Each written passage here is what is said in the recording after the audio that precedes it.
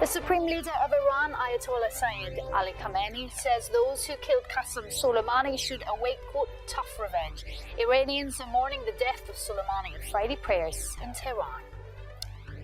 After authorizing the strike, President Donald Trump tweeted a picture of the American flag, but he's made no further comments yet. Qasem Soleimani's death has exacerbated already tense relations between Iran and the United States. Well, I mean, certainly the United States and Iran did go through a long process of negotiations over a nuclear agreement by which the United States was going to basically lift sanctions and allow Iran to develop peacefully, of course, free of nuclear programs and weapons and so on and so forth.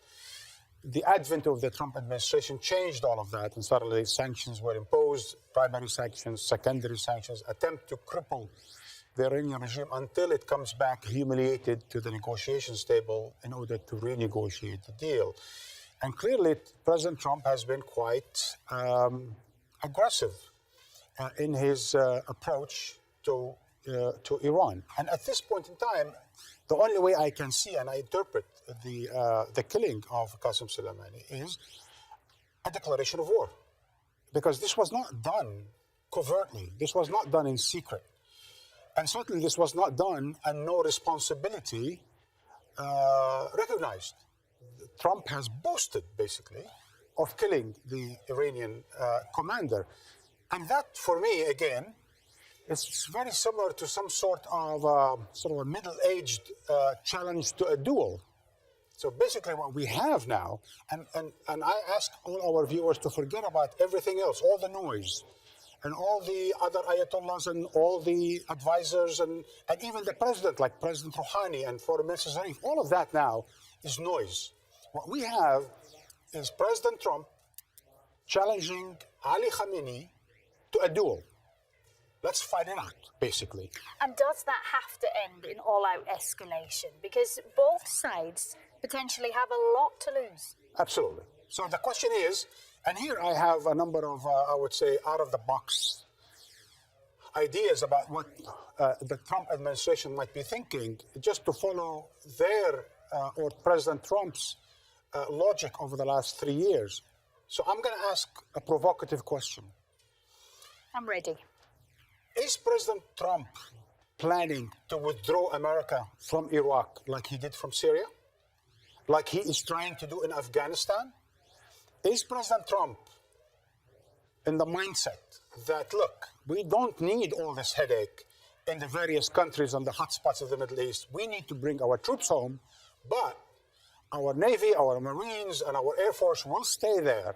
And if anyone moves in any which way against our embassies or against our interests, we will attack them, but we don't have to be held hostage, our people, our experts, our teachers, and so on and so forth in the various hotspots of the Middle East. So this could be a sophisticated strategy from the U.S. administration with pre-planning, as opposed to, the initial statements that we had from the U.S. were that this was, a provocative action, a reflex, something that looked like it might have been done on the hoof. And also, I remember just earlier this week, I think it was New Year's Eve, we heard Trump say at an event, Melania was standing next to him, and he said, we don't want escalation.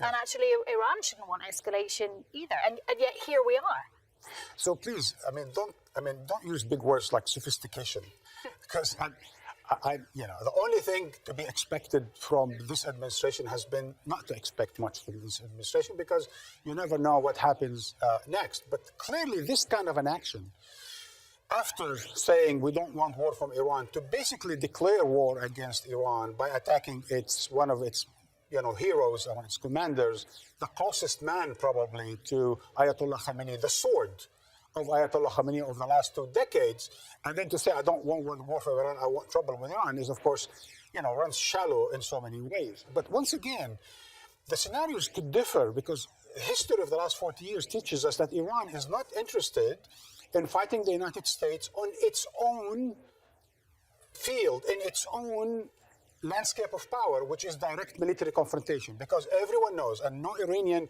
should have a second thought, that Iran will be crushed if it's going to fight the United States face-to-face military to military. And that's why Iran, for the last 40 years, has avoided. It's called Al-Quds Force. It's supposed to liberate Al-Quds, meaning Jerusalem. And yet there has been no confrontation between Iran and Israel for the last 40 years. No direct confrontation between Iran and Israel, while we have this commander, former commander, late commander, who was tasked by Al-Quds Force. So Iran is not about to do what it has avoided doing for the last 40 years, which is military confrontations with military powers that are superior to it militarily. Hence, that takes us to other forms of confrontation. Could it be covert operation? Could it be systematic, long process of assassinations against America and its allies and so on and so forth? Could it be proxy, meaning using its assets in Iraq, Syria, Lebanon, and elsewhere? Or could it be some form of an escalation in the Gulf region, for example, that will allow once again to, of course, the hiking of the oil prices, of the peace and security, the international peace and security to be put at risk? There are a number of scenarios out there.